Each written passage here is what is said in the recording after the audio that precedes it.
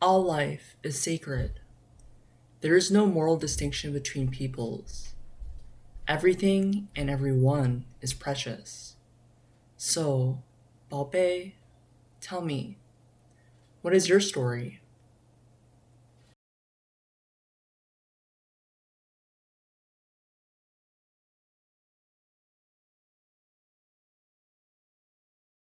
Can we talk about love?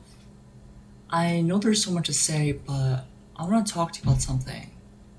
I want to talk to you about everything. I want to talk to you about love. Maybe I'm a hopelessly romantic trans girl, but I believe we're only made possible because of love. Our actions, our lives, our dreams happen because of love. I also believe we misunderstand love. Good things and bad things come from love, and emphasis on bad things. I believe we misunderstand love because it has been so weaponized throughout history. From the teachings of Jesus Christ to the words of Martin Luther King Jr., love is not simply misunderstood, but twisted. Twisted in so many ways by so many people. Let's be clear, there's something at stake here. Everything happens because of love, and I really do mean everything. I remember my first year at college here, a professor invited me to a panel on police and prison abolition. Robin D.G. Kelly was there, and he's a prolific academic, and he's written extensively about the Black radical tradition. During Q&A, one audience member asked about the role of love in social movements. Kelly answered that all movements are rooted in love. He said that even the KKK, yes, the Ku Klux Klan, act out of love. A fucked up kind of love, but love nonetheless. I remember hearing that and being like, what? Girl, what are you talking about, right? Because that's such a provocative statement to make. But if you look into the archives, it's fascinating to see how often the KKK references love. All throughout their historical writings, they ground their worldview in a vision of love and fraternity. We often talk about the KKK in terms of hate, but many times the KKK outright denies their hatred. They say their commitment to love is enduring. Today, we have KKK members getting love tattooed on their hands, and KKK members handing out pamphlets preaching love. White nationalists continue to invoke love. Love seems to be everywhere, and everyone can't seem to stop talking about love. Think about the ways the Republican Party invoked love in the past election cycle. Listen to white nationalist and disgraced Fox News host Tucker Carlson speak on a Trump presidency at a rally. There has to be a point at which dad comes home. And when dad gets home, you know what he says? You've been a bad girl. You've been a bad little girl and you're getting a vigorous spanking right now. Yeah, that's a yikes for sure. That's a love of hate, violence, and abuse.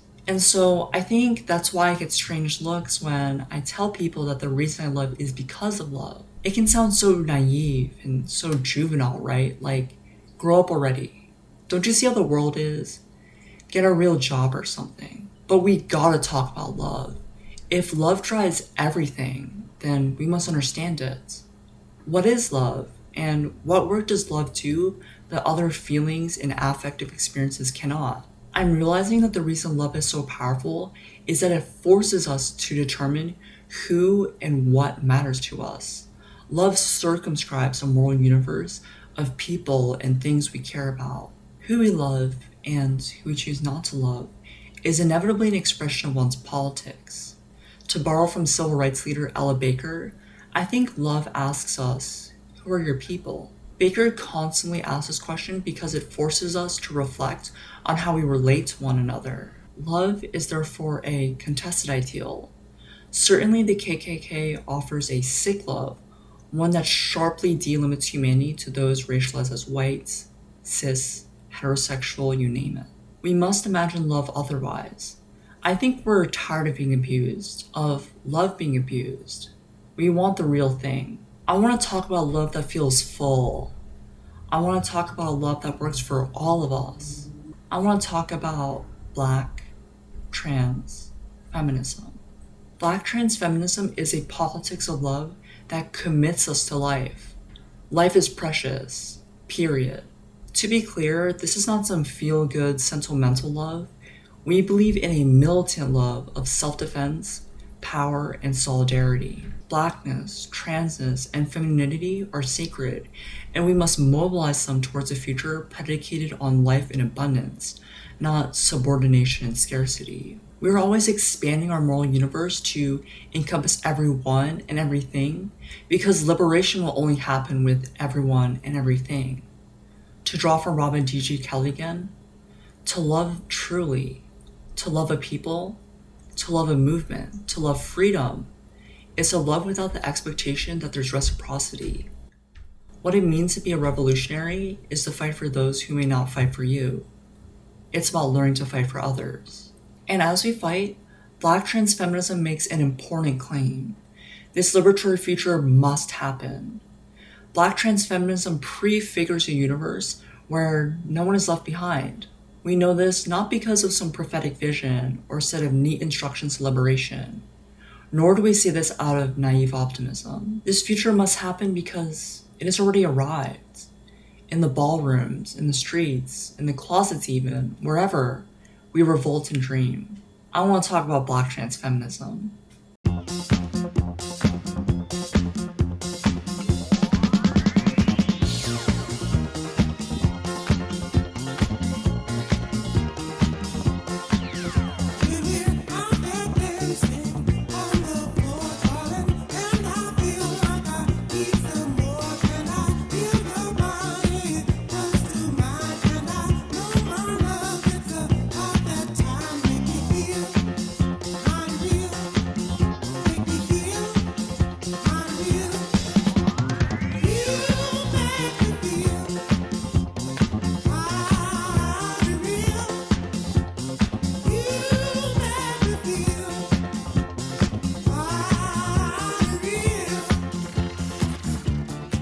The lesson that I've learned is it's going to take all of us. It's not going to be one leader going to lead us through the charge. There is no liberation, there's no freedom without Black trans women. If you revolved around caring about my humanity regardless of the label, if the policies were built around that, anybody who has less labels than I do, it means everything. We will never have any kind of gender liberation if we still have prisons, policing, poverty, war, borders.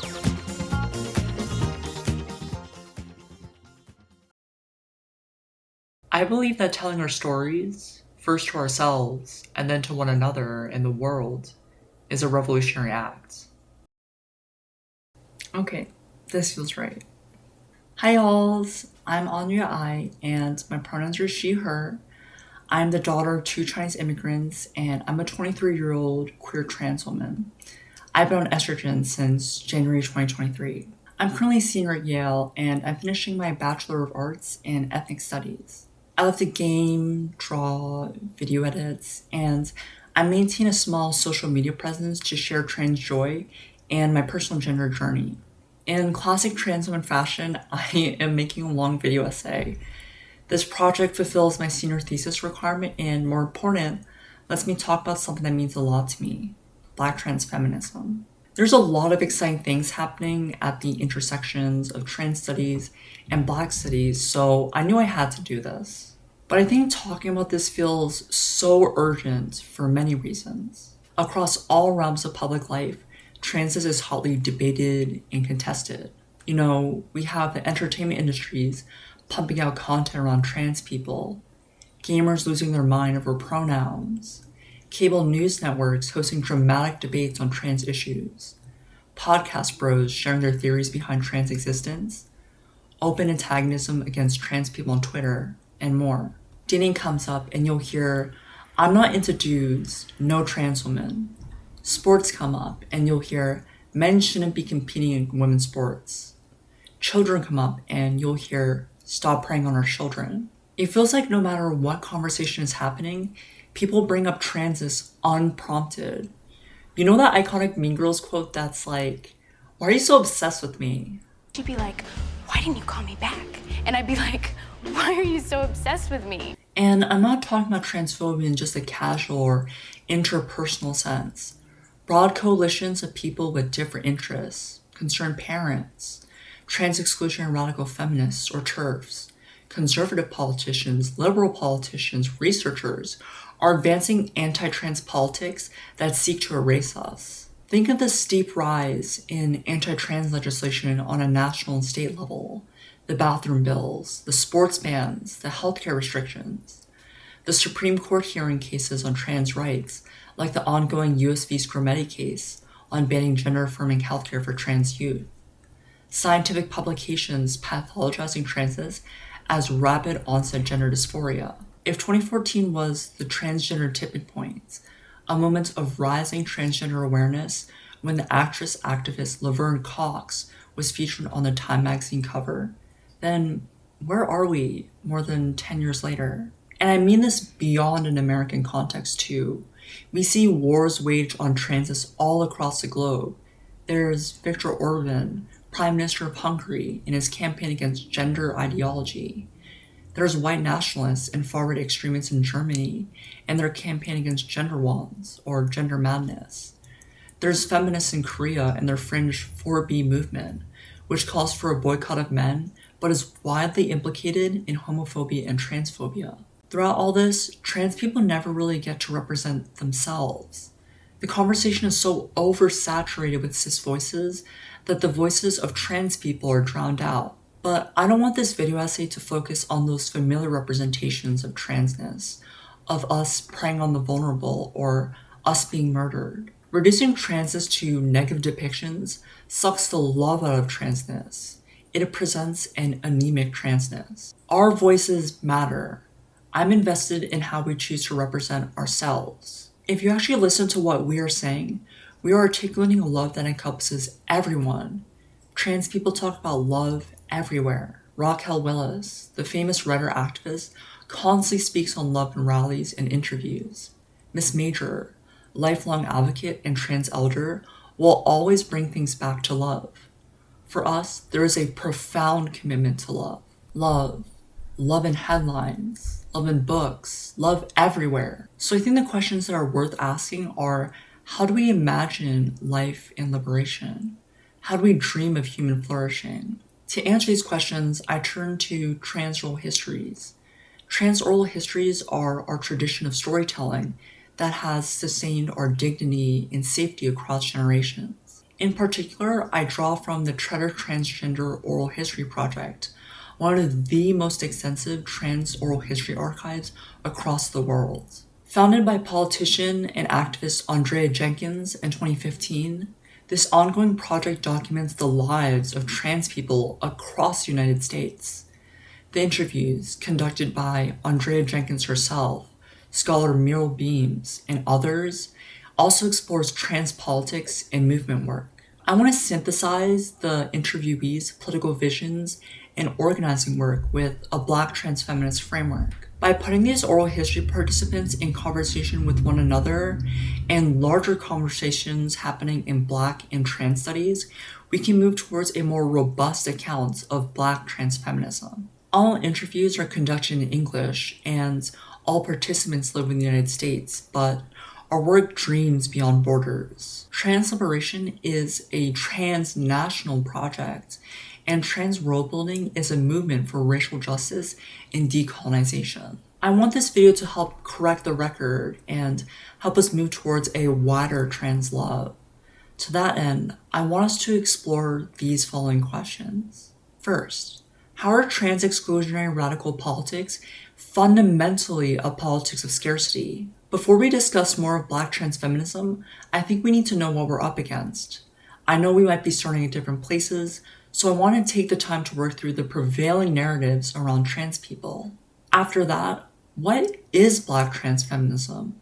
And why is it for all of us? Now that we better understand why centering transness must be a priority, we can explore the central tenets of Black trans feminism. Liberation can be a blurry concept, so I want us to then think through, how do trans people work towards liberation beyond conditional acceptance and incorporation? This is an important question because right now, incorporation into mainstream society feels like it can shield us from the imminent harms we are facing. But why should we not settle for mere inclusion? How do trans people imagine worlds anew?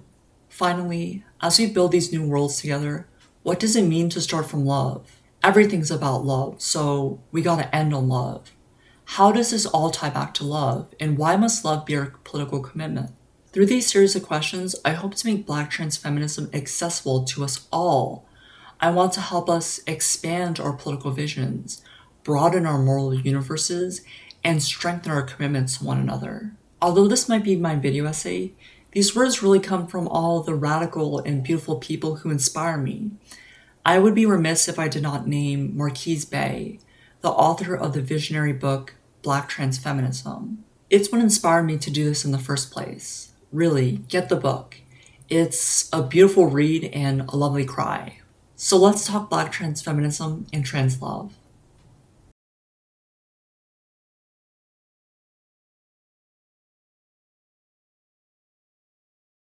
Although we are feminists and lesbians, we feel solidarity with progressive Black men and do not advocate the fractionalization that white women who are separatists demand.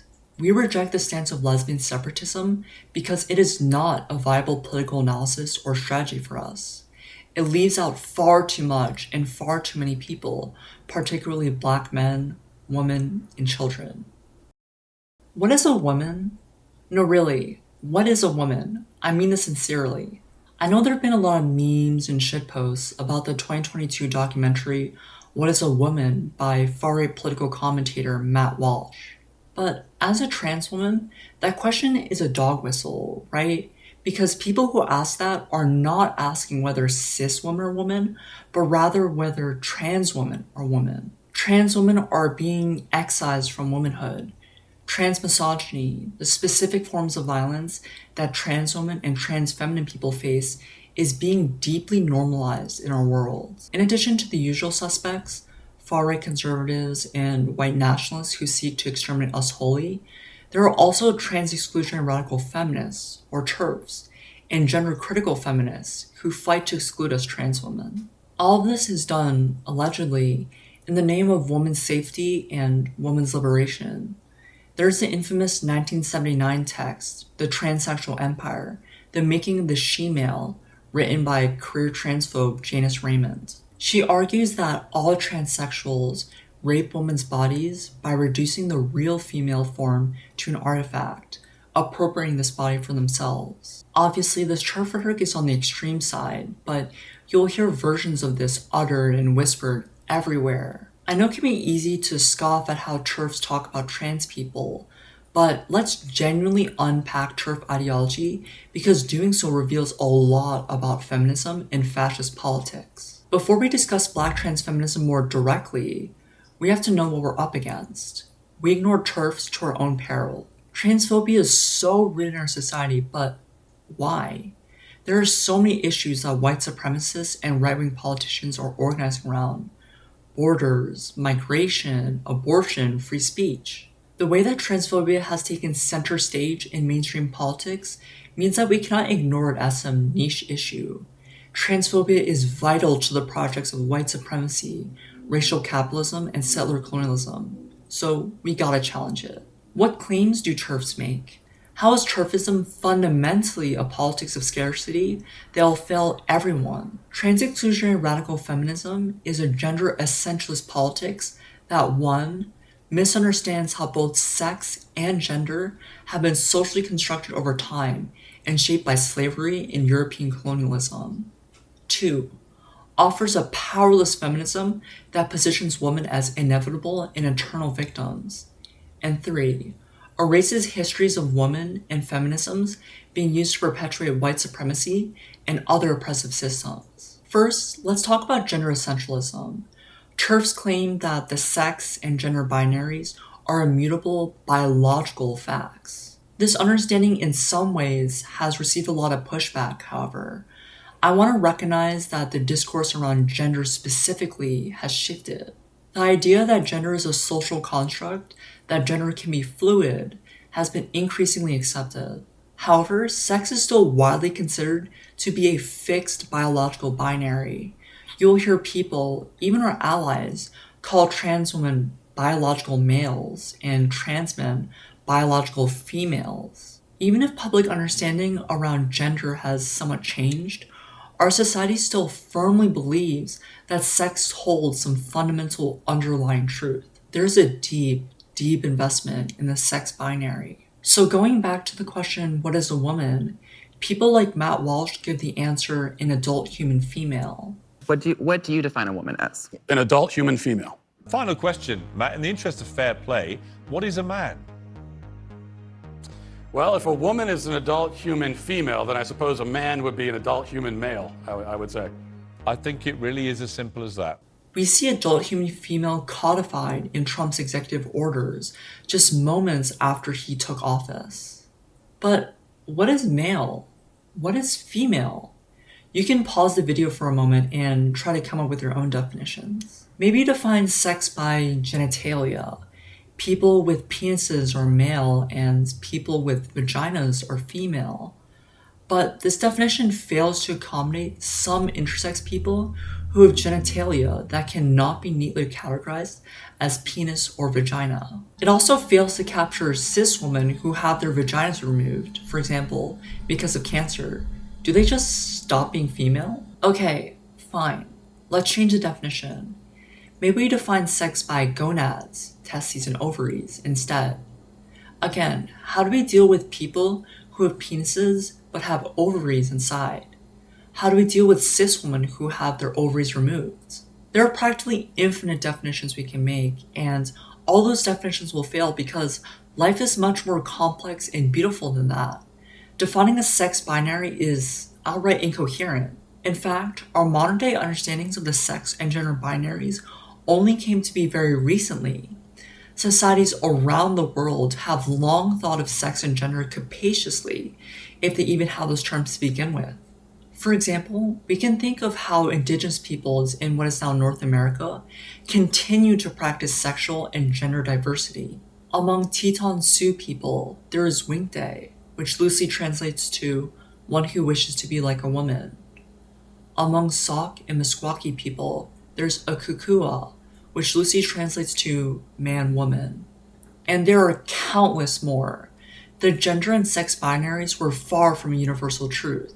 In India, there are Hijras, who are trans, intersex, and eunuch people who consider themselves to be third gender. Meanwhile, in Angola, there are Chabados, who we might today consider to be of male sex, but they carry feminine spirits. To be clear, these are not necessarily trans identities, as we would understand the term today, but they are identities and practices that exceed the sex and gender binaries. Across the world, there are rich histories of sexual and gender diversity being celebrated and honored. The sex and gender binaries are far from a universal, timeless truth. These binaries have never been a given. Man and woman, male and female, have never been stable categories. They have meant different things in different times, in different contexts. It was ultimately European colonialism and chattel slavery that produced the sex and gender binaries we're familiar with today. To legitimate racial hierarchy, white colonizers defined sex and gender in rigid, biological, and moral terms. They alleged that white people were superior to colonized peoples because white people achieved sexual dimorphism, a state in which man and woman are sharply distinct. Colonized peoples, however, were treated as evolutionarily inferior because they did not achieve the sexual differentiation. The sexual distinction between men and women was an achievement of only white civilization. As German psychiatrist Richard von Krafft-Ebing declared in 1886, the secondary sexual characteristics differentiate the two sexes. They present the specific male and female types. The higher the anthropological development of the race, the stronger these contrasts between man and woman. American sociologist William Isaac Thomas concluded similarly in 1897. The less civilized the race, the less is the physical difference of the sexes. Sex, therefore, is inherently and always racialized. This is why, for example, suffragettes in the United States face so much resistance. The 19th Amendment that would grant white women the right to vote was decried as too dangerous because it would weaken the separation between men and women. White men criticized suffragettes to be ugly and masculine, And these men feared that women's suffrage would doom the civilized race to slide down the evolutionary timescale back to primitivism. And all throughout the archive, you will find white public officials, scientists, academics, missionaries espousing this ideology of binary sex and gender and holding utter contempt for the gender expansiveness of non-white peoples. British officials wrote of hijras as a vile class of being whose whole life is an outrage to morality and common decency. These racialized sex and gender binaries are not natural. They are created for and continue to do the work of white supremacy. And I think what illustrates this most powerfully is the sexual violence carried out in the name of science against enslaved black women. The modern field of gynecology was founded upon the sexual exploitation of black women. James Marion Sims, who is considered the founding father of gynecology, infamously performed invasive procedures on black women. In a slave society that deemed black women to be outside the categories of personhood and womanhood, black women and white women were considered to be distinct. But if they're distinct, does this mean that their bodies are distinct too? How then can techniques on black women be applied to white women? Author Andrea Long-Chu answers. As C. Riley Snorton has recently documented, the distinction between biological females and women as a social category, far from a neutral scientific observation, developed precisely in order for the captive black woman to be recognized as female, making Sims' research applicable to his woman patients in polite white society, without being granted the status of social and legal personhood. Sex was produced, in other words, precisely at the juncture where gender was denied. Both sex and gender were needed to render black women as female, but not as woman.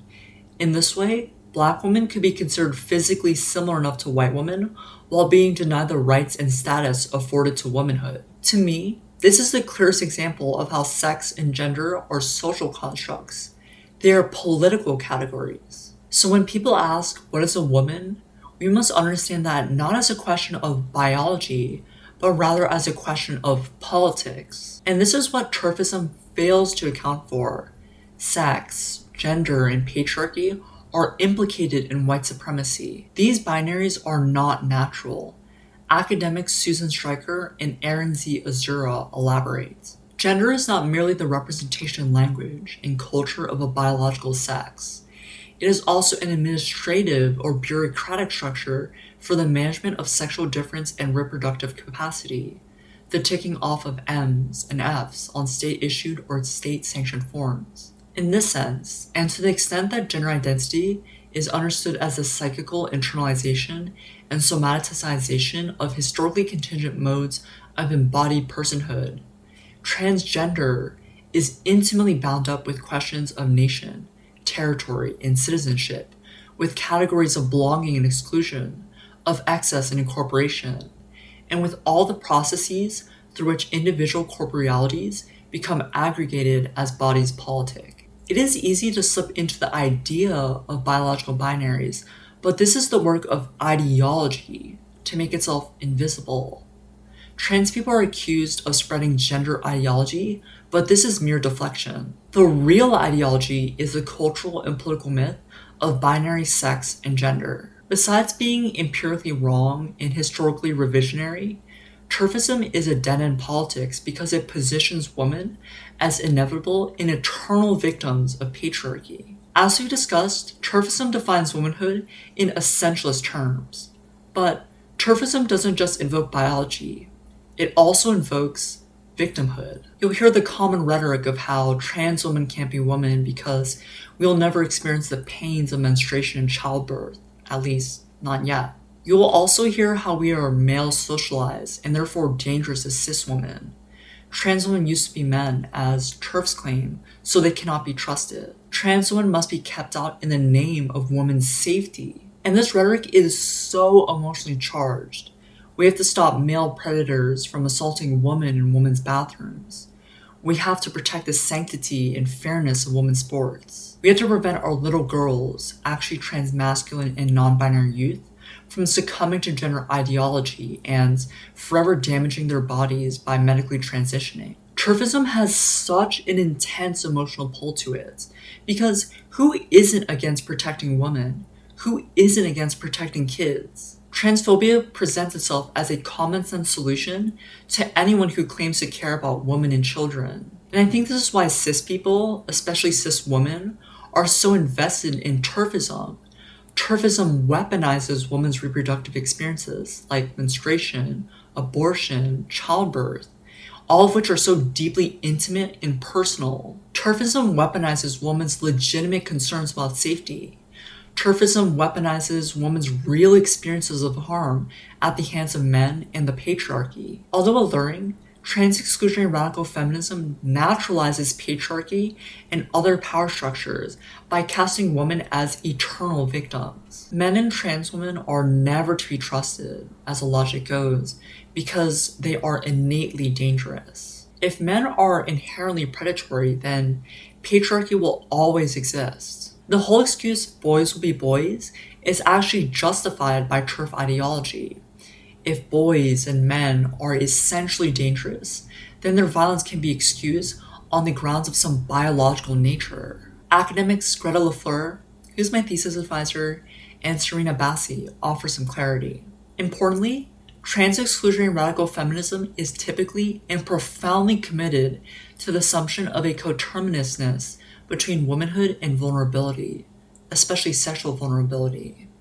While we do not, of course, want to undermine the very real and very pressing threat that sexual violence represents for people of all genders, and we know that those who do not adhere to white supremacist and cis heterosexist gender norms are often disproportionately affected by its ubiquity, here we want to focus on the rhetorical force of claims of vulnerability to violence. Political fear-mongering about the threat that gender diversity poses to the political and social order frequently returns to implications of a putative threat to women and children that these politics bear. This is not just an effort to pathologize trans people, and especially trans women and feminine people, by representing trans people as wolves in sheep's clothing, foxes in the proverbial henhouses of feminism and women's spaces. Rather, it is that, but it is just as much an effort to consolidate a sense of cis womanhood as ontologically defined by a particular relationship of victimhood, the incursion of trans and otherwise gender-affirming politics being only the most recent perpetrator thereof. The last part about ontology is important. In critical theory, you'll often hear that word, and it refers to the nature of being. Ontology is a study of the nature of things and people. What Greta and Bassi are explaining is that TERFism constructs women ontologically as victims. In other words, to be a woman, to exist as a woman, to live as a woman is to be a victim. Of course, this is a dangerous line of reasoning because it naturalizes gendered violence. This is why you get ridiculous and outright embarrassing representations of womanhood by TERFs. Consider what Matt Walsh had to say to the question of what is a woman.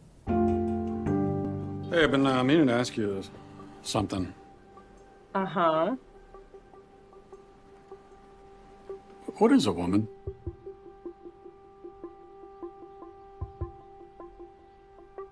An adult human female. Who needs help opening this?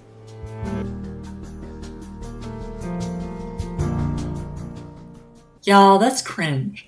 I'm embarrassed for cis women TERFs who talk about their own womanhood like that. Like, the fuck? You think this about yourself? And this is why TERFism is a political dead end. TERFism is honestly a childish view of the world, in which there are bad guys who are men, and good guys, or I guess good gals, who are women. But we know people are far more complex than that. TERFism is a lonely politics. It asserts that as women, we cannot have any men who are allies. As trans activist Ricky Wilchins asks, is a liberatory struggle about keeping out the wrong people? All this devolves into a purity test. This feminism is ultimately feckless and toothless, because what does it have to say about power? How does it mobilize against systems of oppression? If women don't have any power, then what are we supposed to do? And even as TERFism tries to reject men, it sure does get a lot of creepy attention and weird comments from men.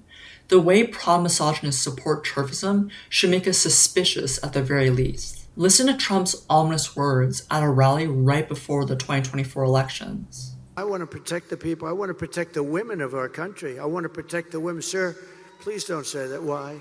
They said, we think it's very inappropriate for you to say so.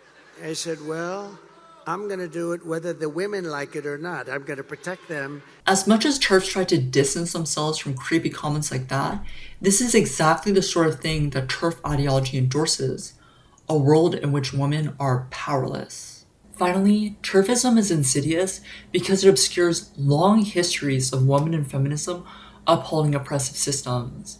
If women are powerless, then women in feminism are incapable of doing harm. Most notably, TERFism is rooted in white supremacy. It erases the ways in which white women in particular have used feminism to protect whiteness. This is why it's unsurprising that TERFs find allies in white nationalists like Matt Walsh and Trump. Central to TERF ideology is that women are the victims and never the perpetrators. In addition to being wrong, this assertion impedes us from understanding the complicated histories of feminism. For instance, white women were prolific enslavers. White women also weaponized allegations of sexual violence to set off lynch mobs and murders. We can think of Carolyn Bryant, who claimed that Emmett Till grabbed her waist and flirted with her. Emmett Till was later lynched because of these allegations, which Bryant later recanted. This commitment to white supremacy and anti-blackness can be found in not just overt violence, but also feminist politics. We can start with the Seneca Falls Convention of 1848, which has been heralded as the first women's rights convention in America. As feminists passionately discuss the social, civil, and religious condition of women, this conference was for white women and by white women. To these middle and upper class white feminists, women meant white women and not black women. Black women were excluded from the convention. The only black person in attendance was Frederick Douglass. And throughout the women's suffrage movement, this virulent misogynoir and white supremacy structured white women's activism. The celebrated Susan B. Anthony is credited for her leadership in the passage of the 19th Amendment, but she fought vociferously against the 15th Amendment, which granted black men the right to vote. So many of the early white feminists were white nationalists. Consider Rebecca Vladimir Felton, the first woman senator and last senator to be an enslaver. She also proudly endorsed lynchings. Consider Margaret Sanger, the leading birth control activist, who also helped found what we now know as Planned Parenthood. She was a leading proponent of eugenics, openly seeking the reduction of mentally disabled populations. The list of such feminists can go on, but we have much more worthwhile things to talk about. Furthermore, as TERFism positions women as victims who can do no harm, this privileges oppression on the basis of gender above all other systems of oppression. This evidently ignores the primacy of anti-blackness and racism, along with other structures of violence. In this way, TERFism obfuscates the reality that women do not experience sexism equally, and that patriarchy is not the only system of power that exists. Writer-activist Emi Koyama explains further as she critiques lesbian and feminist spaces that exclude trans women. Speaking from the perspective and the tradition of lesbians of color, most, if not all, rationales for excluding transsexual women are not only transphobic, but also racist. To argue that transsexual women should not enter the land because their experiences are different would have to assume that all other women's experiences are the same, and this is a racist assumption.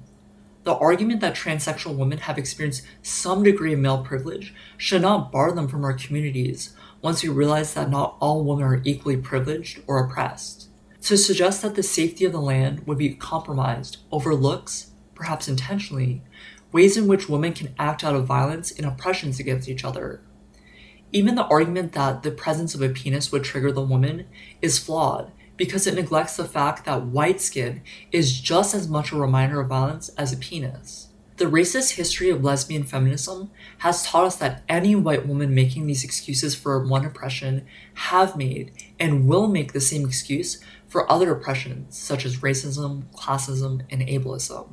Time and time again, we see women-only spaces exclude trans women and others in the name of safety. Safety is used as a cudgel against those deemed in the outgroup. And truthfully, I don't think most of us buy into this notion of safety in the first place. The idea of safe spaces has always been such a white liberal concept to me. As a person that I am, Chinese, trans, queer, disabled, I don't find any spaces to be safe. I always have to be ready to defend myself, right? And I don't want spaces to be safe either.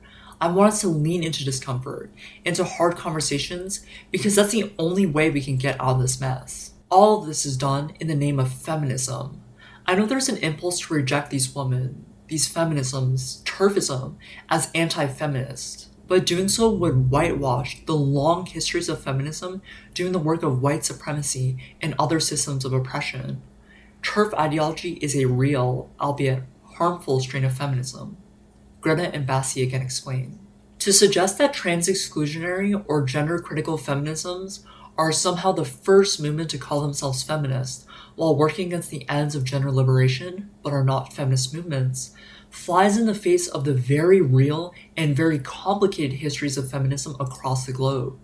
Trans-exclusionary and gender-critical feminisms are feminisms, and thus demand careful historicization, analysis, and contextualization as a recent, but not in any way new, formation of feminism that has gained terrifying traction on a global scale over the last 50 or so years.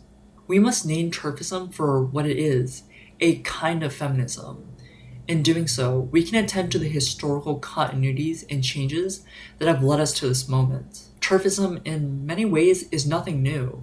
It is founded upon a myth of innocence and purity, especially of white women. But we must shatter white supremacist myths of innocence. As much as some white women use TERF ideology to articulate their victimhood, this will never erase how white women have played and continue to play instrumental roles in upholding white supremacy, racial capitalism, and settler colonialism. I think academic and linguist Sun Michaud summarizes it best.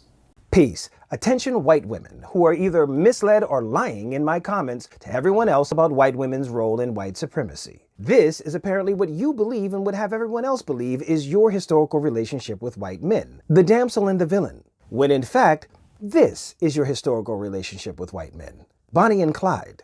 Bonnie and Clyde were partners in crime. Were they equal partners? No. The lion's share of the dirt was done by Clyde. When it came time to split their take, the split was not even. Now imagine thinking that oppression is not getting equal share of ill-gotten gains stolen from other people. Furthermore, imagine thinking that your bid for equality with your partner in crime is the same as the people you victimize looking for justice or reparations for what you took from them. White women, you are not the damsel to the white man's villain. You are the Bonnie to the white man's Clyde. The sooner you can reconcile that truth, the better.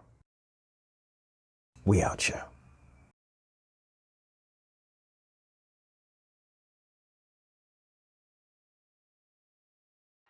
Revolution now! Give me a G! Give me an A! Give me a Y! Give me a P! Give me an O! Give me a W! Give me an E! Give me an R! Gay power! Louder gay power! So now, I hope it's more clear why the answer to what is a woman is more complicated than adult human female, whatever that means. We also know that TERFism is not the path to liberation. But why must black trans feminism be the alternative?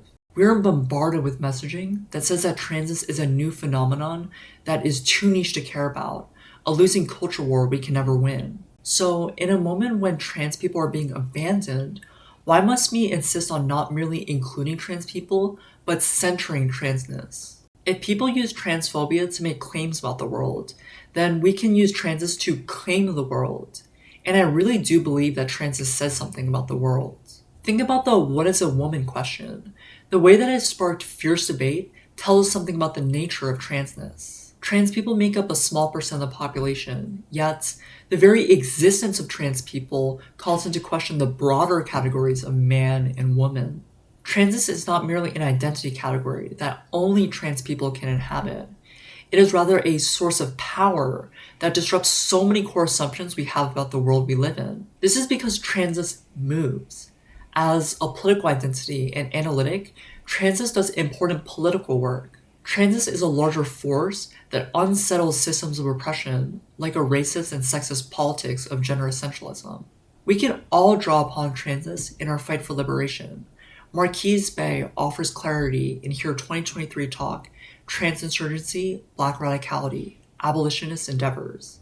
Trans, far from being simply a name for moving from one gender to the quote-unquote other gender, references something more, a tinkering and fracturing of gender itself as a coherent, seamless regime imposed as an apparatus of capture, a politicized misalignment with gender, with normativity writ large, an interrogation of non-consensual impositions of paltry options bestowed upon us before we even show up in the world, a fed-upness with gender itself as a necessity for relating to others.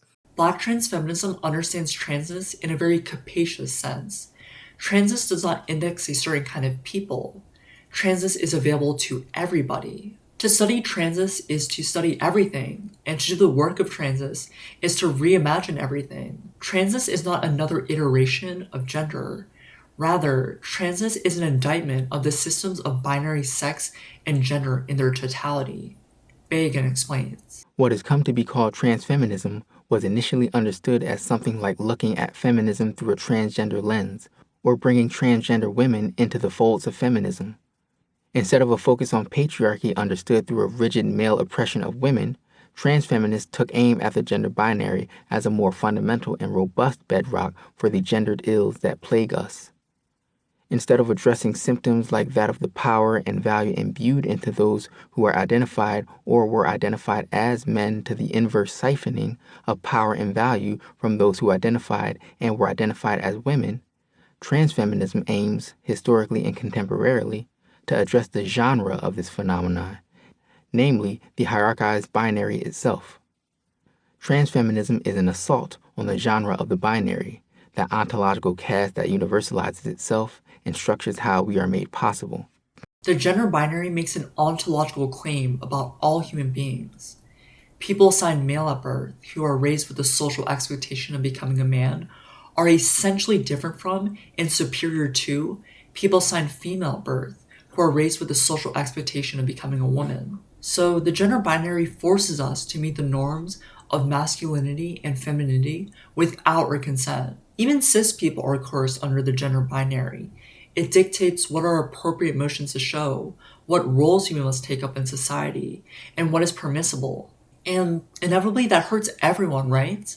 Cisgender men are not allowed to show any emotion except for anger, and cisgender women are expected to be subservient. The gender binary disciplines us into performing the right gender, with trans people being the most punished for our gender transgressions. This is why Black trans feminism is important to everyone.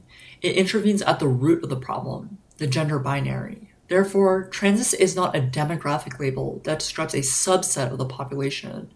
Instead, it is a resource we must all mobilize to unravel systems of oppression. This is why I say not identity, but power. In fact, reducing transis to an identity is not only inaccurate, but also counterproductive. Wilchins reminds us, if you're engaged in an activist struggle, you'd better look very closely at the identity you're choosing to mobilize around.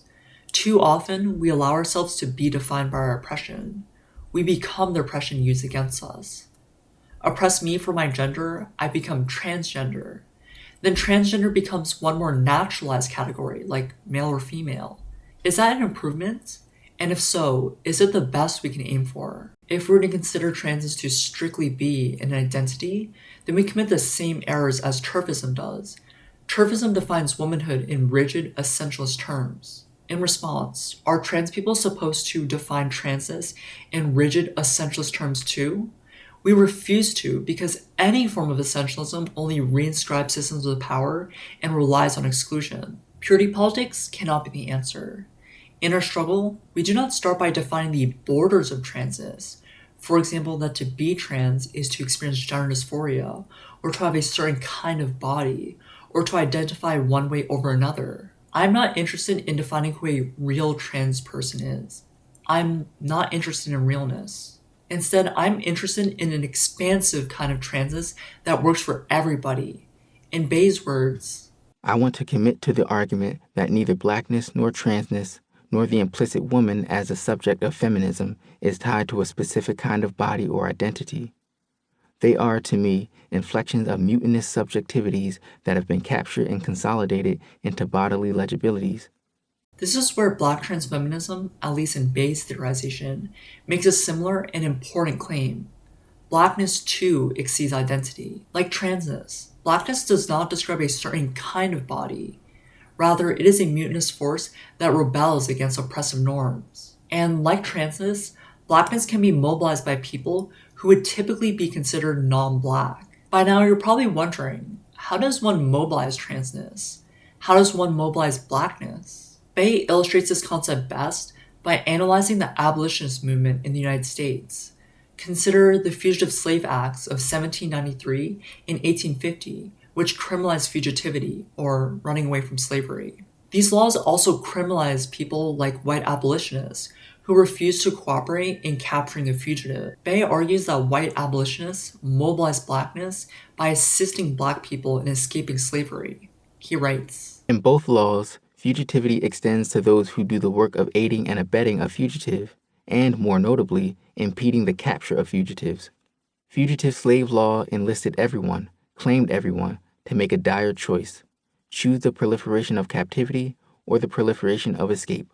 I am thoroughly aware that, say, white abolitionists helping usher fugitive slaves to the North do not occupy the same historical and ontologically abjected position as the runaway slaves themselves, and I do not wish to conflate the two. My assertion, in part, is that these white abolitionists engendered themselves in their world through and in proximity to a para-ontological blackness. They, as I expound upon later in this book in a slightly different context, became black and subjectivated themselves politically via a deployment of fugitive blackness. Blackness becomes non-proprietary in a radical and seriously radical sense. In resisting anti-blackness that is an institution of chattel slavery, non-black people can mobilize blackness.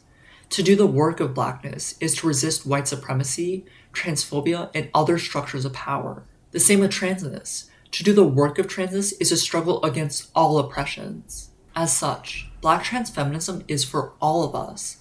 Blackness, transness, and femininity are, in the words of Bay, modalities and postures and politics and subversive relations of power that are radically non-exclusive. We can turn to the Treader Project archive now and listen to Kathy Kapua, a community organizer and activist, explain this in her own words. It's going to take all of us. It's not going to be one leader is going to lead us through the charge. It's going to be multiple people, multiple agencies, multiple groups coming together to lead towards one victorious moment, and all of these moments together will lead up to our trans liberation and the freedom for us to exist. I also feel that we need to constantly be making space for other folks to join in the conversation. If that agency that I came to when I came out in that Beacon, when I was in prison, if I didn't have a place like that for me to come, I would not be doing what I was doing. I didn't know that what I was doing was going to help others. I was just existing and surviving, and in turn thriving, and other people wanted to follow. And I think that was what was important, is that we help each other when we make space for others. Trans liberation is not to be achieved by trans people alone. It requires everybody. As Wolchin says, you don't have to be a trans person, much less be judged one, in order to work within the transsexual menace. And so, let us all be transsexual menaces. And I think this is what trans folks have been articulating this whole time. This is the house of abundance, and you're welcome in it. If you listen to what trans folks are saying, you'll hear us repeatedly frame trans liberation in a wider sense of everyone's freedom. Founder of Black Trans Migrants United, Wahir LaBelle, elaborates. What I want the future will look like for queer trans people in the future is honestly, I want to live in a world where, or even the next generation, I want them to live in a world where they don't have to justify their identity and don't have to fight their spaces.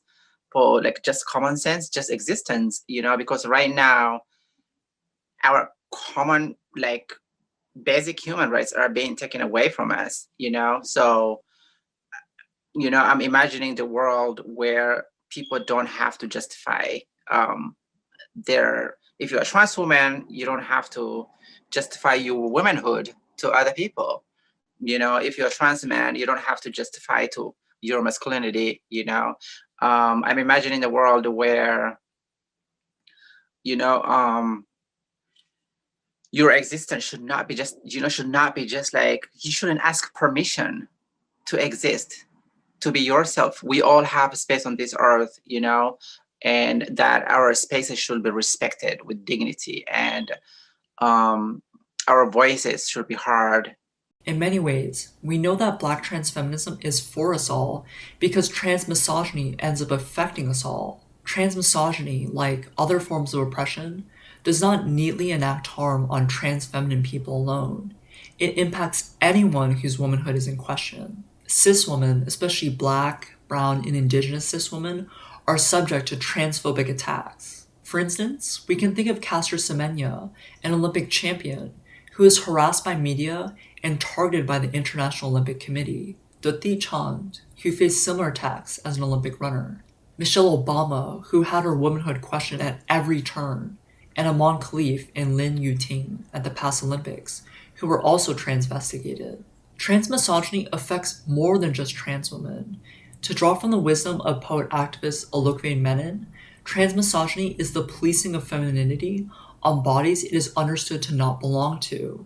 In other words, trans misogyny oppresses all people of color. At the same time, let's not lose focus on those most vulnerable, trans people. As a trans woman, I find that I'm more likely to convince a cis person to care about trans feminism by invoking their experiences rather than mine. And that should be a problem. I think an important question to ask ourselves is, why do we need to be affected personally in order to be invested in these causes? Still, the way that transphobia affects cis people is not an accident. Black trans feminism behooves us all. It is a moral imperative for everyone because transness implicates everyone. Blackness implicates everyone. To be clear, this is not some feel-good, colorblind politics. Just as Black trans feminism recognizes the universality of our struggle, so too does it attend to difference. So how do we think through difference? How is Black trans feminism predicated upon difference and its preciousness?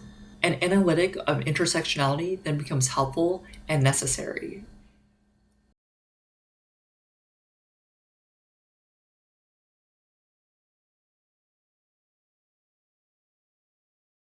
As said poignantly by the Combahee River Collective in 1977, if Black trans women were free, it would mean that everyone else would have to be free, since our freedom would necessitate the destruction of all systems of oppression.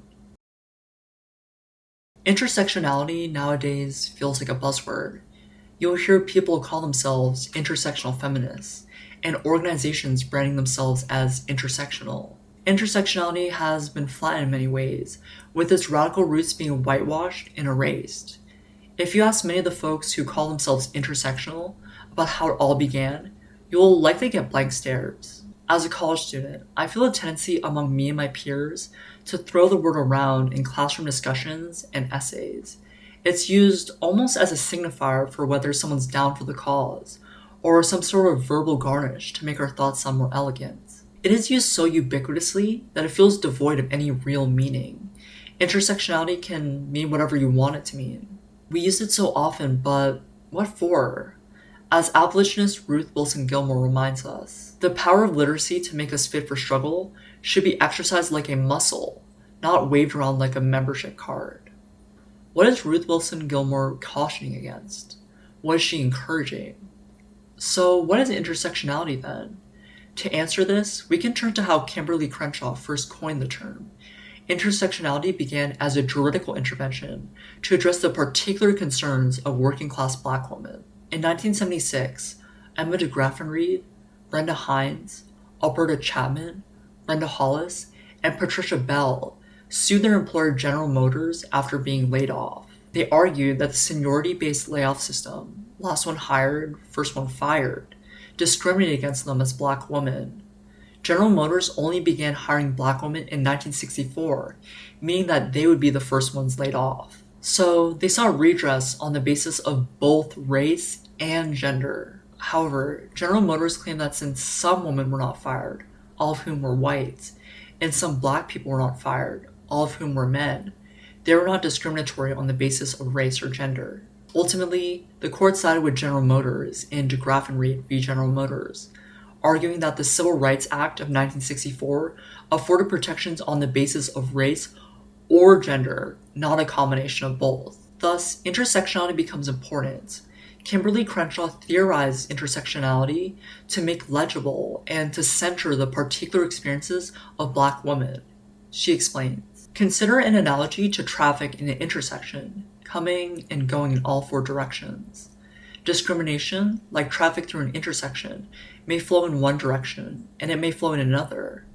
If an accident happens in an intersection, it can be caused by cars traveling from any number of directions, and sometimes from all of them. Similarly, if a black woman is harmed because she is in the intersection, her injury could result from sex discrimination or race discrimination.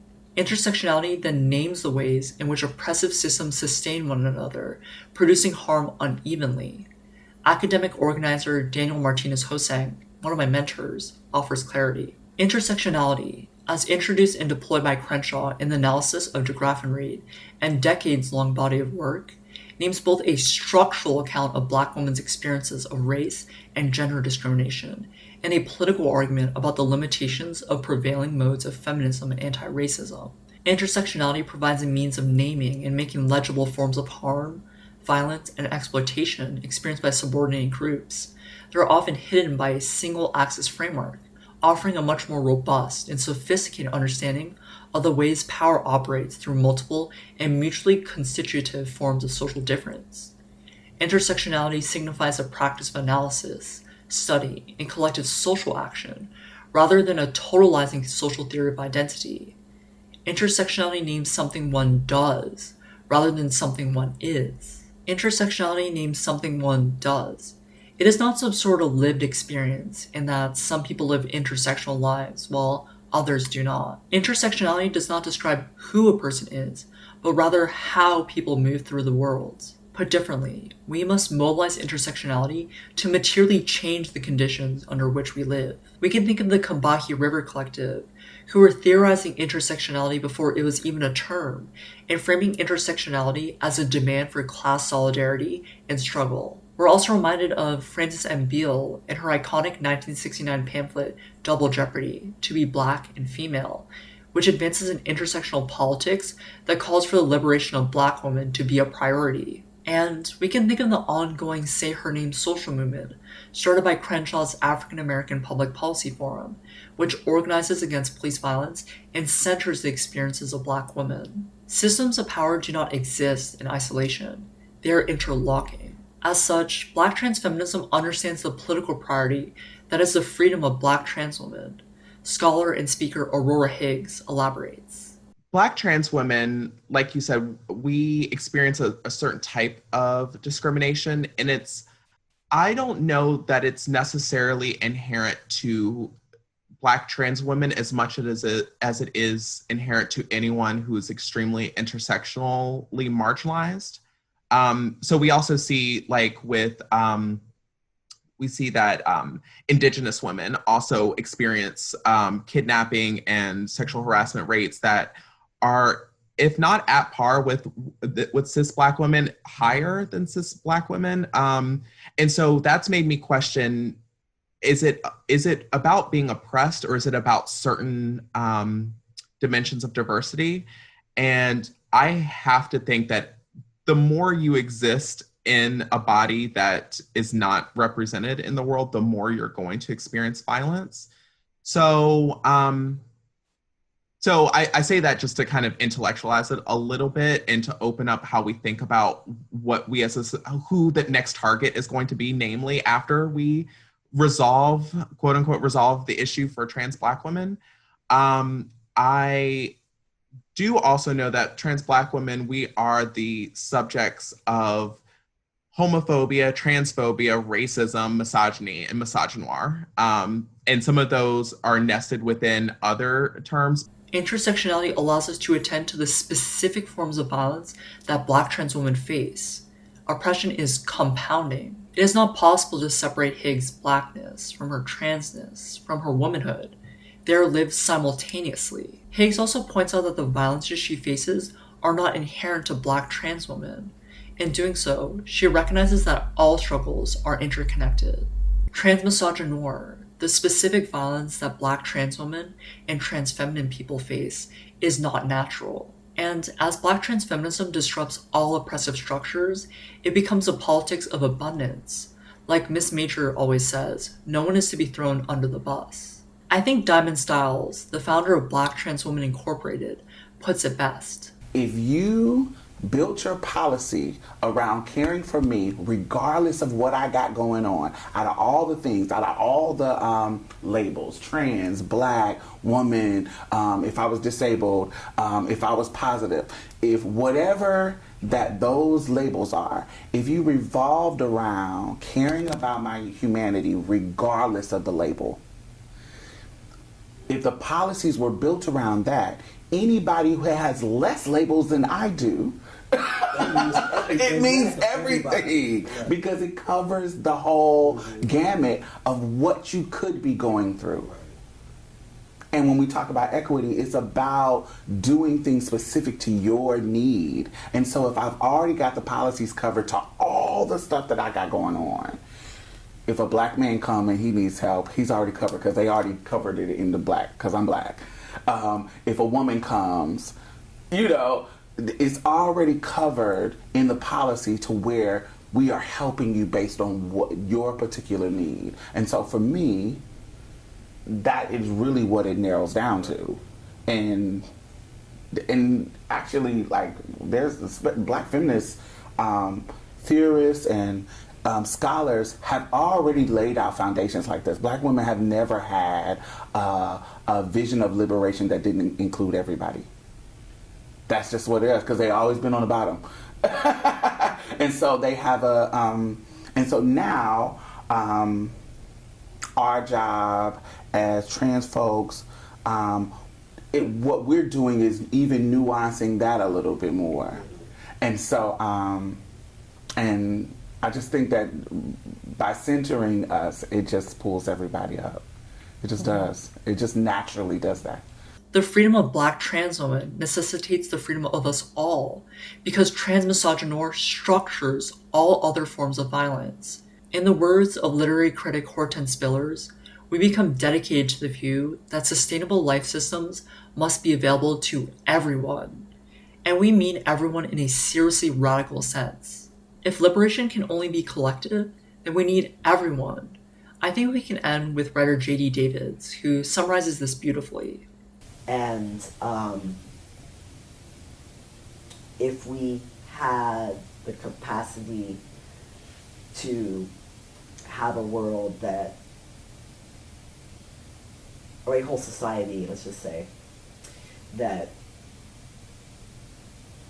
gets to sustain itself and thrive in the ways that queer people have modeled, then it would work. I feel like it would work. I don't know if we get to have it, but I feel like it would be a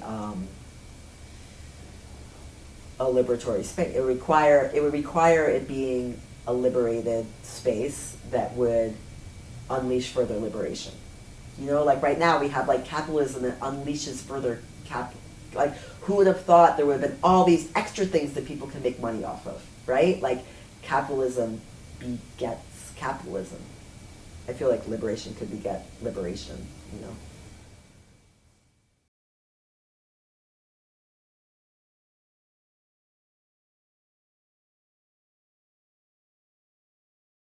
Survival haiku. We are routinely 4 or 5 seconds from dying, then rising at dawn. As we discuss how trans people experience violence, I think we need to take a step back and reflect. We need to reconsider how violence is discussed in relation to Black trans women in particular, and trans people more broadly. It feels like there are only 3 representations of transes that are socially acceptable. The freak, the monster. I'm not good with horror movies, not gonna lie, but who doesn't love a good trans serial killer? You have the dolls looking fabulous. Think about all the media attention on Laverne Cox, the extravagant ballroom documentaries, the runways. I mean, sure, we're fab and all, but like, we're still human, right? It's not all about the glitter and glam. Like Redder activist Janet Mock says, being exceptional isn't revolutionary. It's lonely. We never claim to be superhumans. Meanwhile, the other representation of trans people is death. Think about Trans Day of Remembrance, the only time I really hear cis people talk about trans people. Think about all the headlines about how 2020 whatever is the deadliest year for trans people yet. Think about all the statistics. We're this percent more likely to be sexually assaulted, or we're that percent more likely to be killed. Are we only useful in our deaths? Does our value lie in how worthless we become? These are haunting questions, ones that frankly keep me up at night. In fact, these are the questions that drove me to do my thesis in the first place. I spent a long time thinking about this, but to tell you the truth, I'm scared. I don't have good answers. Maybe this is a plea for someone to witness me. Maybe this is a eulogy to all those we love and have lost. All throughout the Charter Project archive, we have difficult conversations about violence. This cloud of suffering seems to loom over us. But I also must say there is a lot more of anger and hurt and pain and things that get unreported or things that we don't see. We see domestic violence happening every single day. We see sex assault happening every single day. I also think to me that the issue that I think I will probably want to unfortunately or have to continue to work on for the rest of my life as someone who sees the impact it has to many people dear to me is the violence killing Black trans women. It needs to be an issue that is in every organization, in every community center, in every sort of group community conversation that exists, even if you're not impacted by it. But what are you doing to actually address it? I think we get the point here. I don't want this video essay to be on what we already know. I don't want this video essay to be a meditation on death. I think analyzing transphobia is important, but I fear we lose ourselves when that is the sole focus. There are so many beautiful things about being trans. Love, gender euphoria, spirituality, to name a few. And I fear we lose these when we only talk about violence. It feels tempting to explore answers behind why this is happening.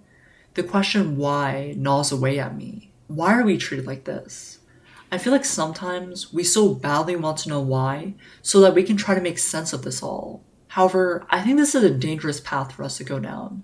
If we fixate on the why, then we treat violence as some sort of rational and inevitable outcome. To draw from Robin D.G. Kelley again, sometimes we tend to look at history from the present backward. We figure out, how did we get here?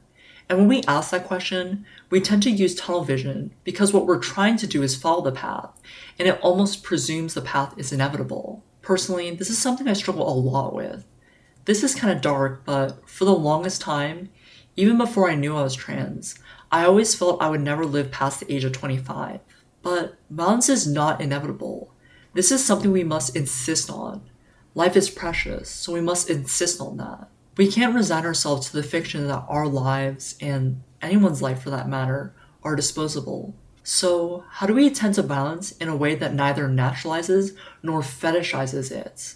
How do we talk about violence in a way that is not fatalistic? First, we have to stop talking about trans people solely through the lens of suffering. For example, cis allies often advocate for us on the basis that we face extraordinary violence. But if we only talk about trans people in relation to violence, that imbues transes with some innate victimhood. And we know from white feminism and turfism what happens when you begin your politics from a place of victimhood. We must be careful of telling the dead and enumerating the harms. Bay offers her wisdom. Black trans feminism is given over to a loving but appositional shimmying away from the constantly repeated rhetorical move, violence against women, especially trans women, violence against trans women, especially trans women of color, or especially Black trans women. The move is understandable, And please, keep making that gesture when it is appropriate as a way to highlight the population onto which violation is disproportionately imposed. Because we know trans antagonism is very much about the targeting of poor Black trans women and trans women of color. I proffer a caution, though, in service of an attempted refutation of the assumption embedded in the subclauses, an assumption that the subclause is Black trans feminism, that one's Black trans feminism is encapsulated by pointing to the violated lives and deaths of Black trans women. This to me troublingly only allows Black trans femme subjectivity to emerge through violence. Black trans women's lives are not to be defined nor determined by violence. Black trans feminism insists that Black trans womanhood is not coterminous with death. And I think this gets us to our second point. Statistics about anti-trans violence often homogenize the community because they are not disaggregated by race, gender, and other prisms of identity. Statistics are blown up to the whole community, which implies that trans people experience harm equally. Trans folks are not a monolith, but violence is presented in a way that ignores the specificity of trans misogyny and anti-Blackness. Activist Kiyomi Fujikawa explains. Folks often talk about Black trans women without explicitly talking or meaningfully engaging Black trans women, and I can just give you an example of that, which is like when we talk about hate crimes, like disproportionately it is Black and brown trans women, and if the solution is not actually rooted in Black and brown trans women, and it's more broadly being like LGBTQ people in general experience this many hate crimes a year, you're like, well, really 90% of that, or whatever the percentage was of that, is Black and brown trans women. Like, you can't use that statistic and just blow it up to all LGBTQ people, even if folks at any level are experiencing some form of violence. Like, you know, the folks that are experiencing it the most should really be getting the solutions. And I don't feel like, while I do agree we need to like engage against bathroom bills and things like that, I don't feel like that movement is really engaging that on a racial justice level and kind of what that means or who's actually targeted by that. So, yeah, I don't know if that makes sense or... It does, absolutely. Okay. Shelby Chestnut, the executive director of the Transgender Law Center, puts it just as plainly. What, beyond the representational, what does it change politically when Black trans people are driving the conversation? Well, I think it's like, I'll give you the example of like everyone wants like I say this like really not to be dismissive or the emotional impact it has had on my own life and many people that I'm close to. It's always this hashtag like stop trans murders. And in that, it's like, okay, well, how are we going to stop it? One, but then it doesn't name that Black trans women are disproportionately impacted. It's not like trans people of color are out here dying in high numbers. Like, let's be clear, it's Black trans women. When we talk about violence with regards to the trans community, we have to be clear and specific. To do otherwise is to erase the struggles of Black trans women. Just as important, when we do have these conversations, we have to actually pay attention to what Black trans women are saying themselves. We can again listen to Wahir Lobel. It comes with a lot of baggage, being black and also being migrants. And you can imagine being undocumented on top of that, right? It's like layers of layers of layers of layers. So there's a lot of work that needs to be done, you know. I'm constantly fighting for like, hey, we are here, you know, every chance I get. If I'm given a mic, I'm like, oh my God, yes, we are here. Black trans migrants exist. We're here, you know, it's always like fighting for that little tiny voice so that people can just know we exist. And I think that's sad. You know, that's really, really sad because we have to just scream and yell and snatch mics from people for them to even like realize we exist, you know? So that just shows there's a lot of work that needs to be done.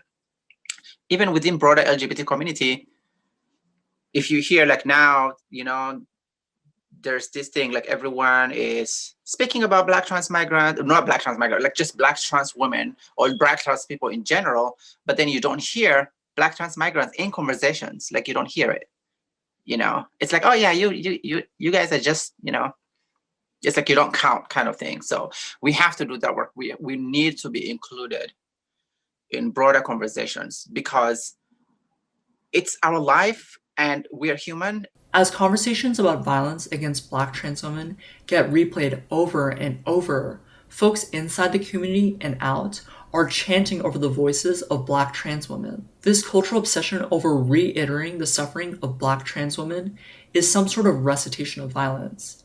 Recitation because we do it over and over and over again, to the point that we lose sight of why we were saying it in the first place. Like, at this point, is this just trying to speak the violence into existence? But besides individual people, we can also think of, in the words of Shelby Chestnut, Gay Incorporated, all those mainstream and massive organizations that profit off of LGBTQ+ advocacy and recite these same things. These organizations may verbally express their support for trans people by invoking the issue of violence, but in reality, they're not committed to our cause. There's this siphoning of life that's going on here. The murders of Black trans women and trans people more broadly are being used to sustain the LGBTQ+ nonprofit industry. And this industry overwhelmingly fails to center, let alone include, members of our community. Activist Lasaya Wade speaks directly to this phenomenon. So in 2017, TLC did a massive march in Chicago. There were 3 Black trans women that were killed back to back to back in Chicago. And it was just like, no one's saying nothing. No organization or no collective in Chicago said anything. Even how drenched they were in trans people, didn't say not one peep. Wouldn't say anything about these Black trans women being killed in Chicago. Even when we held them accountable of not saying anything, they shared their posts and still not saying nothing. Rest in peace is all they said.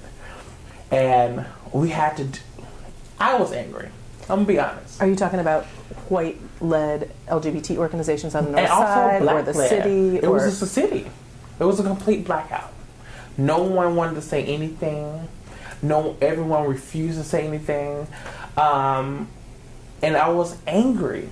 Organizations so easily bring up the deaths of Black trans women when it's convenient, but when it actually matters, they say and do nothing. This is a pattern of death and dead silence. We either have these extraordinary depictions of extraordinary violence, or we have nothing at all. As activist Moral Cabral puts it, I am deeply concerned by the circulation of transgender as a new commodity in both the theory and practice of human rights. That circulation seems to heavily depend on a necropolitical reduction of trans people to potential or real victims, with a concrete and negative impact in trans people's ability to participate meaningfully in decision-making processes affecting us. We are never supposed to be in the room, except as corpses or bodies in danger of extinction, exhibited for progressive consumerism, frequently oriented towards funding. That phrase, trans people as corpses, makes me shudder, right? Because that should be disturbing to everybody, this pattern of corporations feeding upon the deaths of trans people. Death is being naturalized. Historian Jules Gill Peterson summarizes it clearly. Black trans women like those portrayed on Sex in the City are tied to a powerful spectacle of harassment, sexual assault, policing, physical violence, and murder. And there is no shortage of voices demanding that everyone pay even more attention to that violence, as if beholding it is the key to its remedy.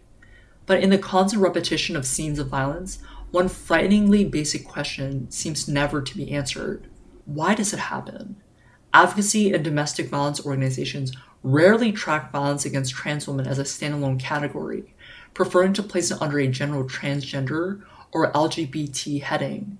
Yet, they also describe the scope of that violence variously as a plague or an epidemic of staggering or shocking ubiquity, and they contend that the rate of violence against trans women seems to be going up, especially for Black trans women and trans women of color. Yet, none of these organizations provide an explanation for why trans women are harassed, assaulted, and killed at such alarming or exceptional rates, or what makes the rate change. It's as if the answer is too self-evident and disturbing to entertain. Some trans women are so widely reviled that they are uniquely killable. We can't accept that as an answer. I refuse to believe that there exists this cultural disdain of trans women that somehow explains this all. Blackness is precious, transness is precious, femininity is precious. I'm reminded of the words of Black radical Sally Davis, who is also the mother of Angela Davis. This is not the way things are supposed to be. This is not the way the world is supposed to be. All this suffering is not natural. Things must change. I think who best illustrates this is artist-activist Emi Mahmood. In her poem Sudan Baladi, she speaks on the ongoing genocide and proxy war funded by US ally the UAE. The poem is several minutes long, but I'll play an excerpt from the end. Listen carefully to the question she is posing. In my country, wars have ended, but peace has never come. Who pulled the trigger? Who bought the bullets? Who sold the guns? Who will stop the war? Who will bring the peace? Who decides who lives or dies? Tell me how to make it stop. Tell me how to make it stop, Sudan, Baladi. Who did this to you, my love? My country, can you hear me? My country, can you hear me? Mahmood's words are poignant, and the questions she's putting forth are powerful. She does not ask why. Asking why too often naturalizes death and violence. Rather, she asks who and how. I love this poem because we must think and act internationally. Ending the genocide of the Masalit and other non-Arab peoples in Sudan is to be the political priority of trans movements. Trans people don't just exist in the United States, and trans liberation is intertwined with the liberation of all racialized and colonized peoples. Furthermore, Mahmood's words let us move beyond narrowing our oppression. This piece is a prescription for action, not a mere diagnosis. She keeps asking who is responsible, and in the process, she's demanding accountability and change. It reminds me of this quote from Wilkins. I don't want an audience, I want a movement. I'm tired of hearing myself or others narrowing my own oppression. I don't want pity, I want rage. I want action. And I want to start with life. This is where we get into what Bey terms as fugitive hope. As radical alternatives, fugitive hope and militant love offer us a path forward.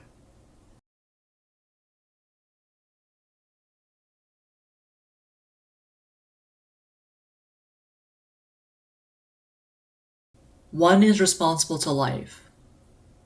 As much as shame would have me believe it, my transness has never been about suffering. I know we talk a lot about suffering, but deep down, I know my transness. I know who I am.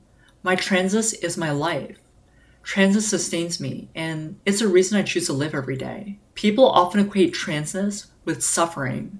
I mean, I'm open about my mental health struggles. I've been dealing with suicidality for almost my whole life, and I've been put in the psych ward before for gender dysphoria. And besides what's going on internally, I've also faced violence for how I've been perceived externally. To say that I suffer because I'm trans, however, is to say that transness is somehow the problem.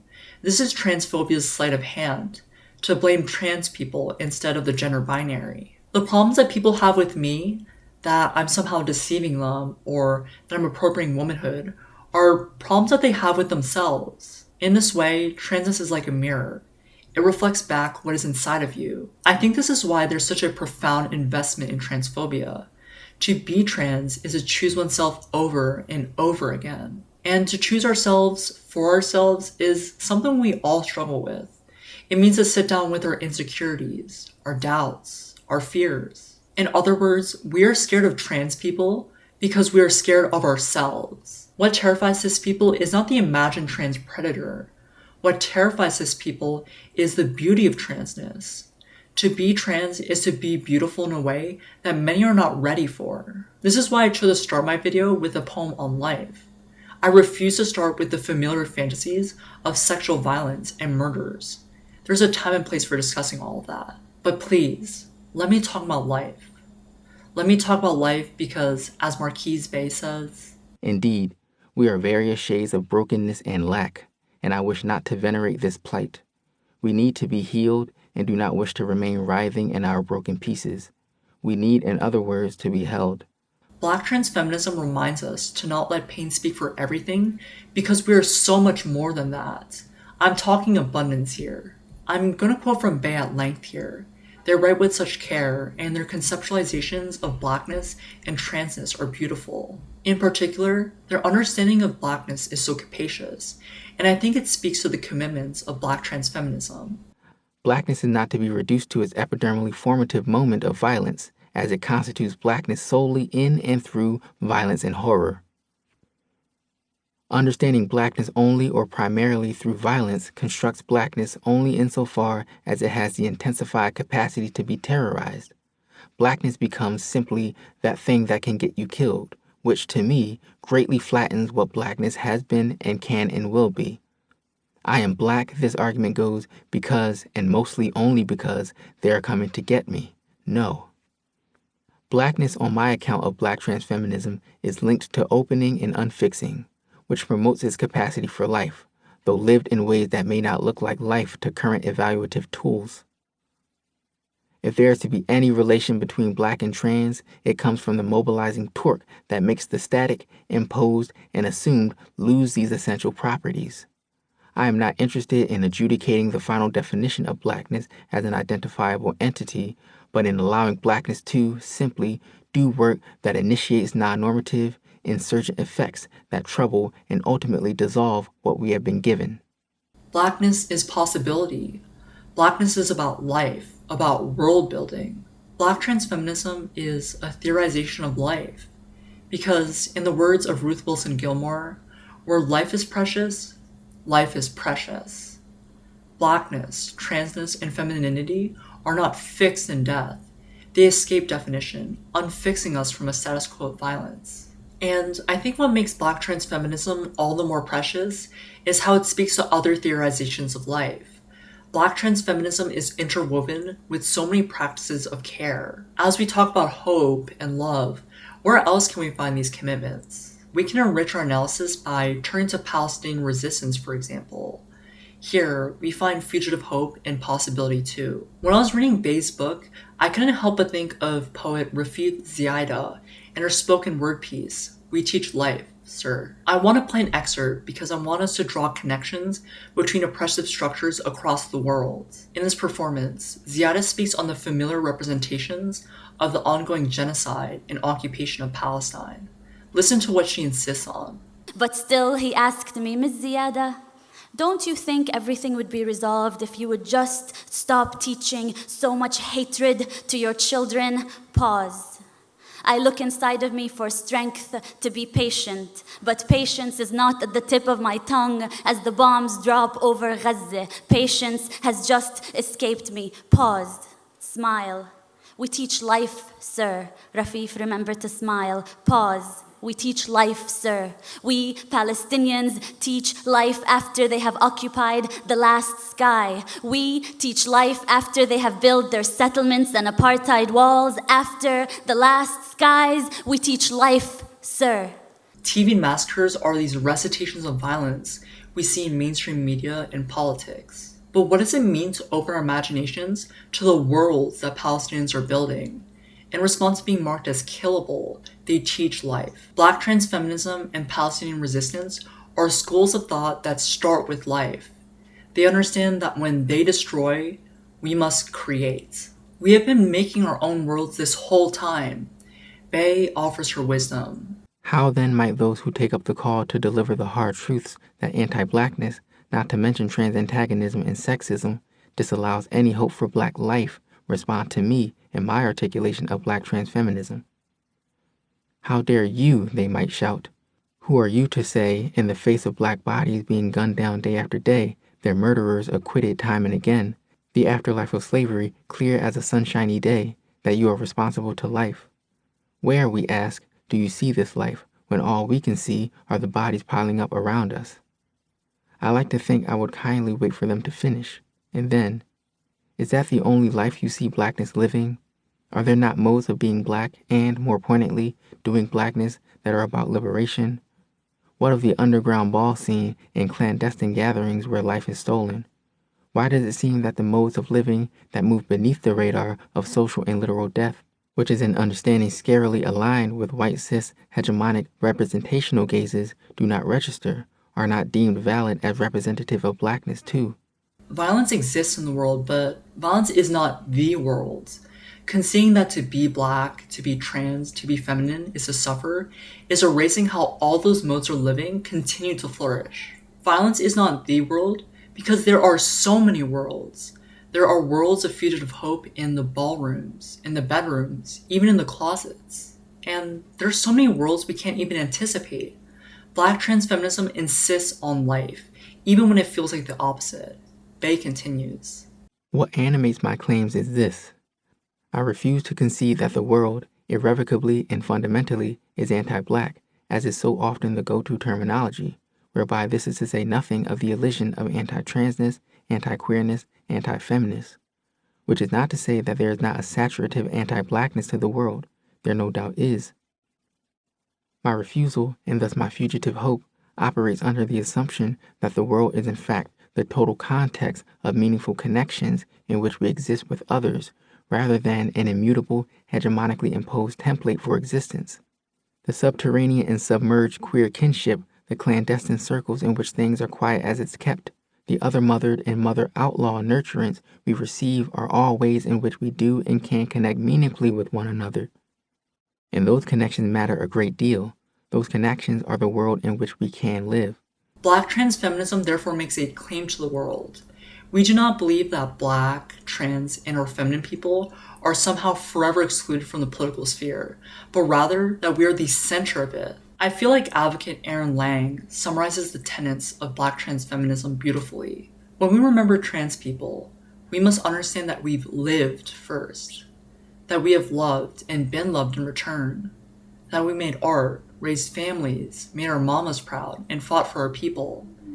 Every day a trans person gets to wake up and pursue their dreams, that legacy breathes on. Expanding what we believe love, justice, and affirmation for trans life looks like is not just convicting murderers or being featured on magazine covers. It's also, as Miss Major Griffin Gracie says, the personal things, the things that we all live for, to be able to experience our lives to the fullest. Trans people need to know we're being murdered, yet we've also been thriving throughout. We are our ancestors' wildest dreams coming true, and this is what I allowed to lead the way. And when we talk about love, we mean a militant love. This theme of militant love is present throughout the Treader archives too. I think there's no better way to end this chapter of the video essay than to have these activists reflect on the role of love, from Carter Brown to Diamond Styles to Gracia Magdaleno. These folks have a lot to say about love and liberation work. I mean, it's bittersweet working with community, but it's definitely rewarding just to know that people are impacted in a positive way.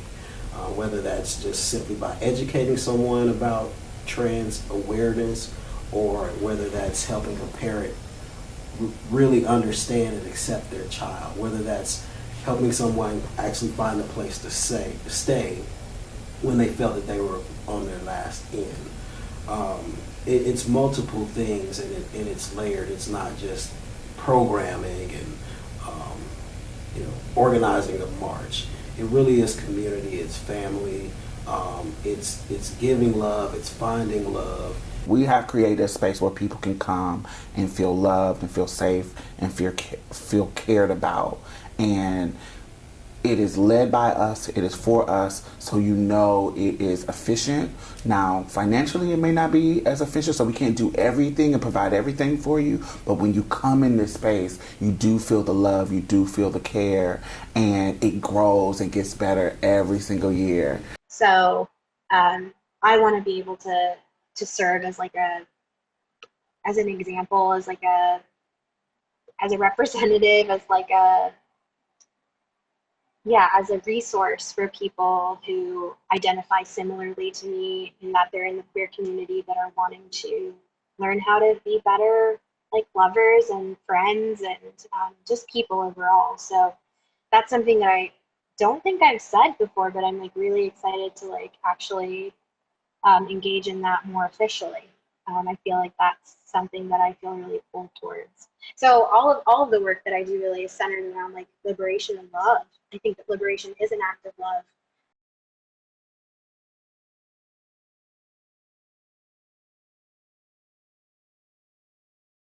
No one is born a reformer.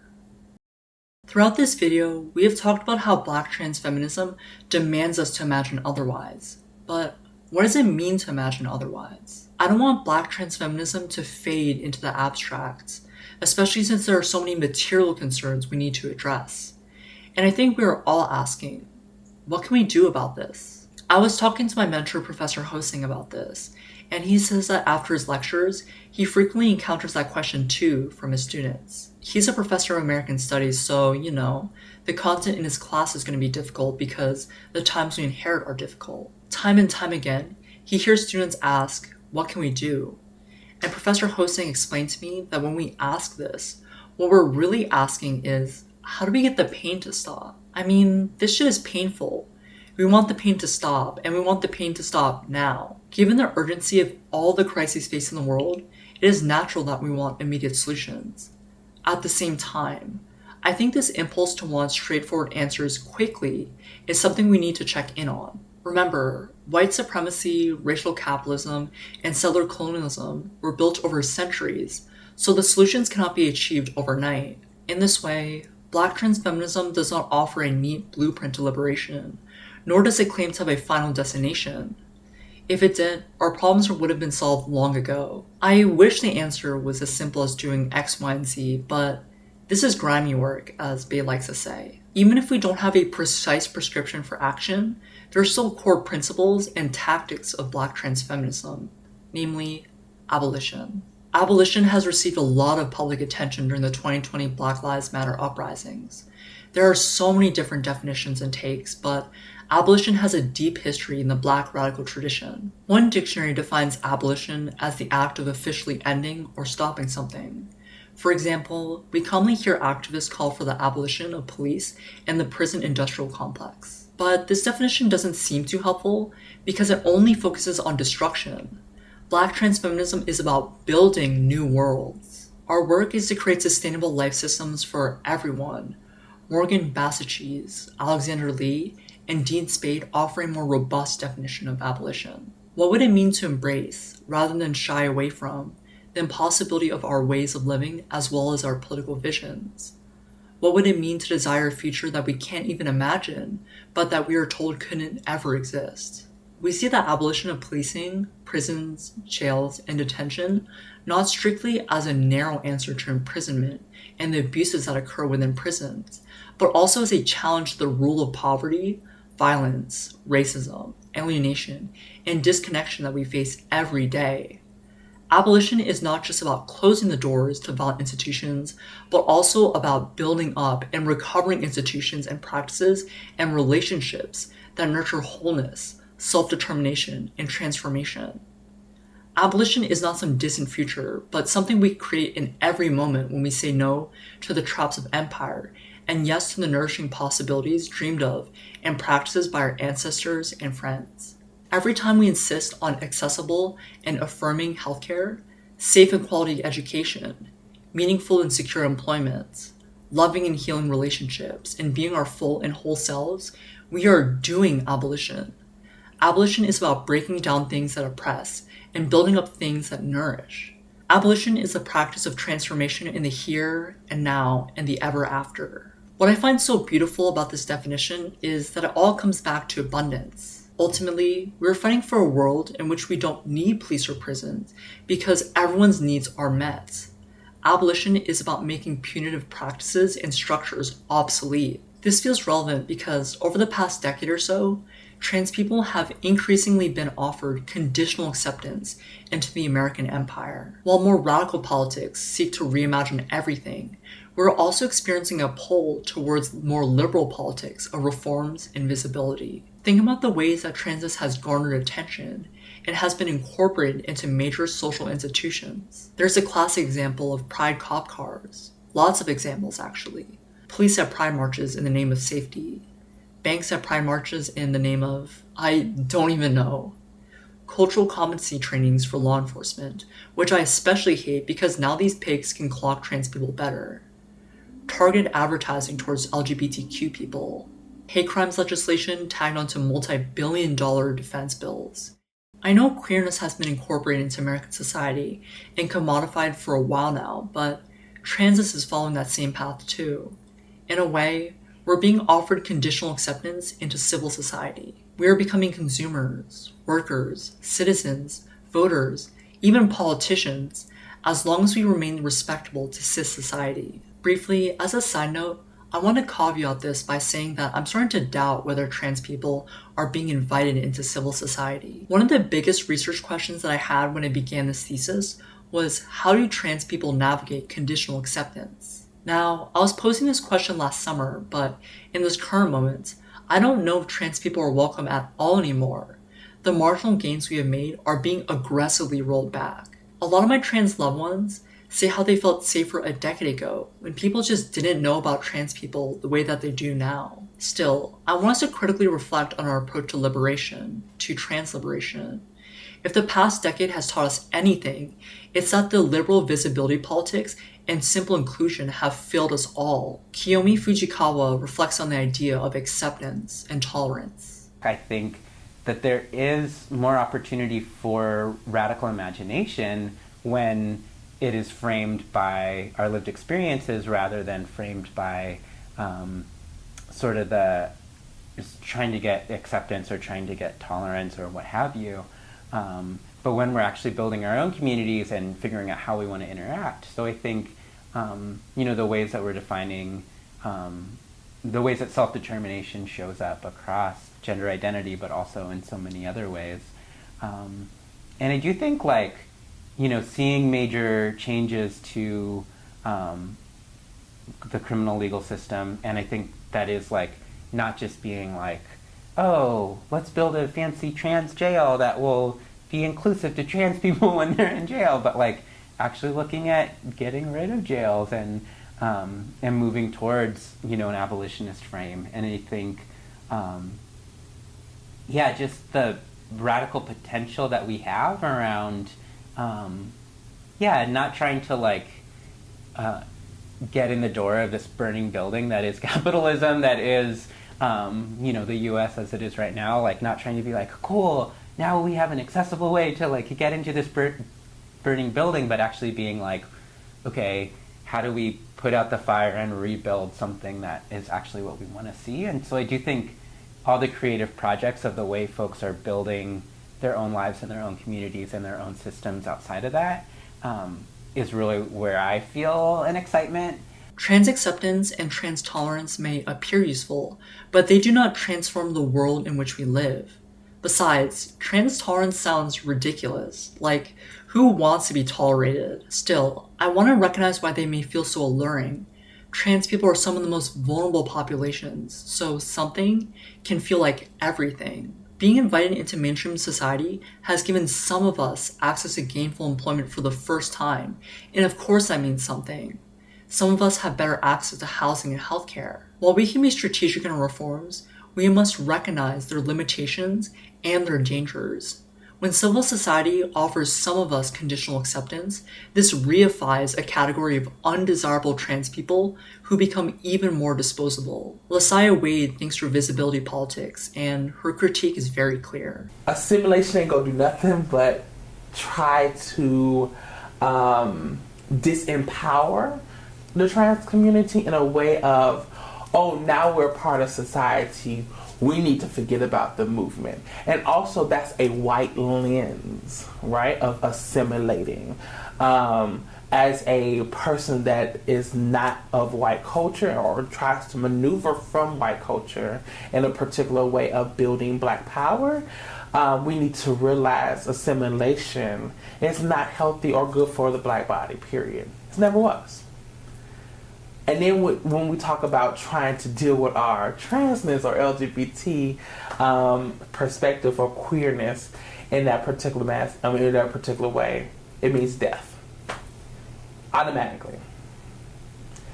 So What does it look like for us to build our own system? What does it look like for us to build our own power? What does it look like for us to build our own methods of funds that we tunnel back into our own community? So yeah. We cannot reform our way into liberation. Dominant social institutions, from electoral politics to mainstream media to the nonprofit industry, may have accommodated some trans people, but certainly not all. Just because the doors are opening doesn't mean we should want in. A strategy that relies on incorporation, or in Wade's terms, assimilation, into mainstream society is a strategy that relies on white supremacy. We have to be skeptical of what we're being asked to participate in. Black trans feminism demands that we question the status quo in its entirety. Reforms might be stopgap measures to mitigate harm, but our work is nowhere near done. Educator Bo Larson asks us to consider what makes trans politics truly radical. This is where the cutting edge queer and trans theory is going and doing, which is always thinking about gender as a racializing and classed project, and never thinking of gender and sexuality as a deracialized or declassed project, because that sort of deracialized and declassed gendered politics is always going to foster and facilitate homo and trans normativity, homo and trans nationalism. And that's exactly the current moment that we're in, that we are seeing police forces hire white gay people, hire white trans people, and say, look at us, we are including, LGBT people. We understand that the police have been homophobic and transphobic, and we are trying to rebuild trust in those communities with queer and trans people. And it's so upsetting to see. This is why Black trans feminism is important not just to trans people, but also to everybody else. We need a robust analysis and ethics of care that will meaningfully transform society. Although trans people and trans politics have felt this pull towards reform because it may seem easier or safer, we must remember that there is no equity within the palace. Abolition is such an extensive topic, and this chapter of the video essay cannot do it justice. But I find it necessary to conclude with this because abolition's principles and demands help us see through Black trans feminism. Lawyer activist Dean Spade offers a beautiful vision of what's to come. I should be more explicit about this, right? So all of those systems of violence, like the system of having border violence or having prisons and police or having people be poor and homeless, those systems, a central part of all of them is enforcing rigid, brutal, violent gender norms, right? Like whether that's making a trans woman go into the men's shelter, aka making them sleep in the street, or whether that's the kinds of systemic rape and sexual assault that are part of all prisons, immigration prisons or criminal punishment system prisons, or whether that's having to not dress as yourself because you've got to go to this job and they will fire you if you come in your full femme self or come in your masculine self, or don't wear their uniform and the gender they've given it to you. So to me, all of these systems, or if we're talking about the systemic rape as part of war, all of these systems, gender violence is central to all of these systems. And if what we want is gender liberation, if we want everyone to be able to inhabit gender however they want to, then we have to get rid of the coercive norms that make gender into a system of violence and that also punish you for being gender nonconforming in whatever ways. And so that's why it's connected for me. We will never have any kind of gender liberation if we still have prisons, policing, poverty, war, borders.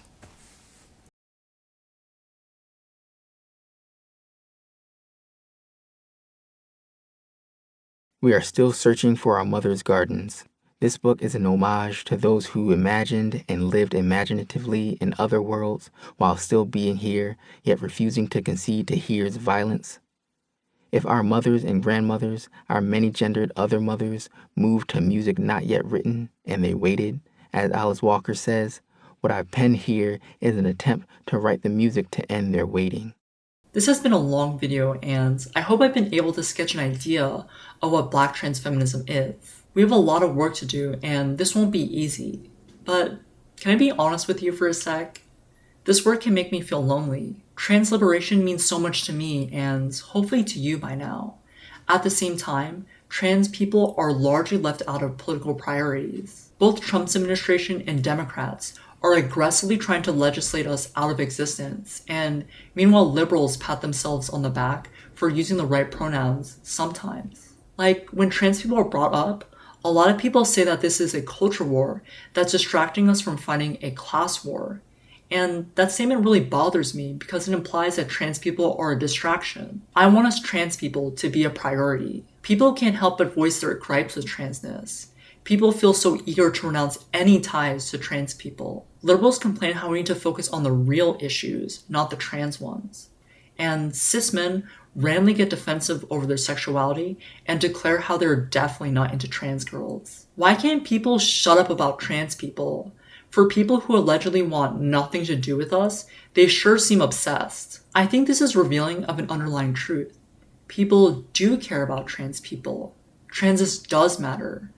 And transness is about everyone. As much as trans women are reviled, trans women are intimately connected to everybody. You know, you'll have guys adamantly refuse to be with trans girls, but these guys are the same ones who are hooking up with us, and many of them do this knowing that us girls are trans. You'll often hear about a man killing a trans woman after finding out that she's trans, but in reality, many of these men already knew that she was trans. They just didn't want to admit that they were into a trans girl. In fact, the men who are so quick to reject us are often the same men who seek us out.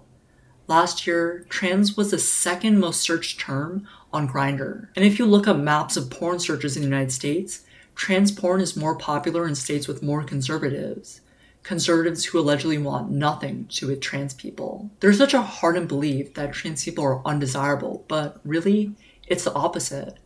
People care about us, and they care about us deeply. It would horrify cis people if they knew just how much people desire us trans women. I maintain a small social media presence, but damn, these comments on my posts, these men flooding my DMs, and these men who catcall and follow me outside, people love us and they want us. I feel like this TikTok from educator Cat Black sums it up perfectly.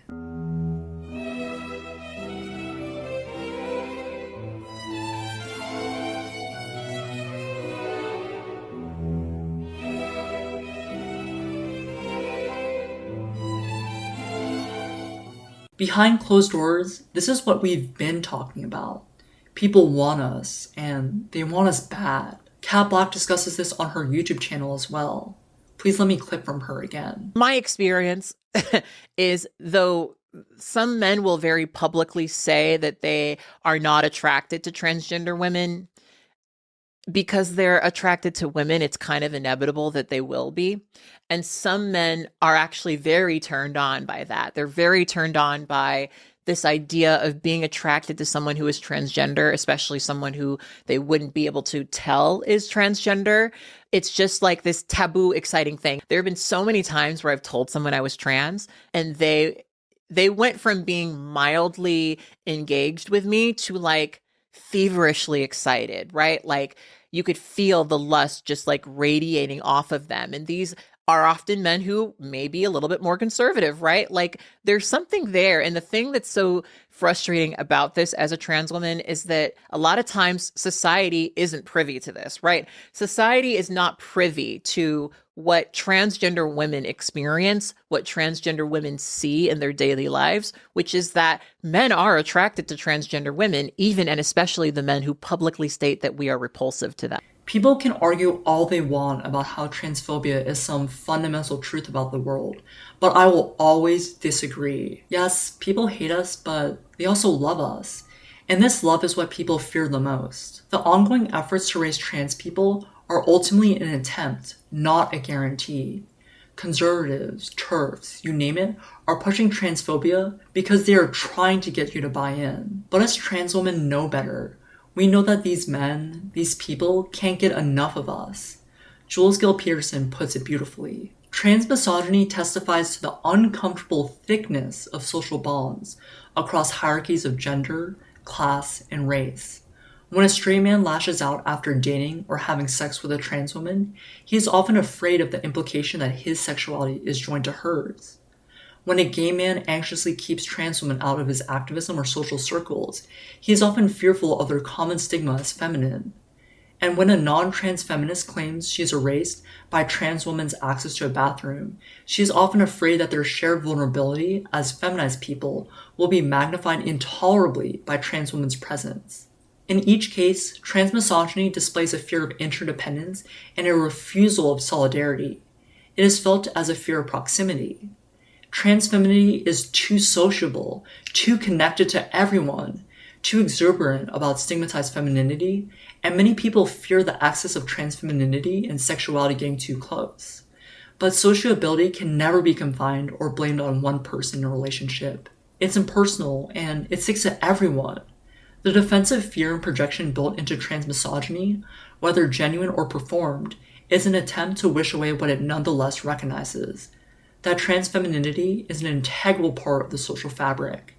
There will be no emancipation for anyone until we embrace trans femininity's centrality and value. We inhabit this shared world together, and many of us are not ready to embrace love, to embrace trans femininity. Trans womanhood is sacred. And in this current moment, I remain hopeful. I'm hopeful because, as my thesis advisor Greta says, we're winning. There are so many efforts to erase us and so much attention on us because we are winning. Trans women remind us all that no matter how much we may try to refuse one another, we will still always love each other. The powers that may be try to sever our ties from one another, but they can never defeat our love. And baby, yes, it all comes back to love. I want to end by saying that the dolls are everything.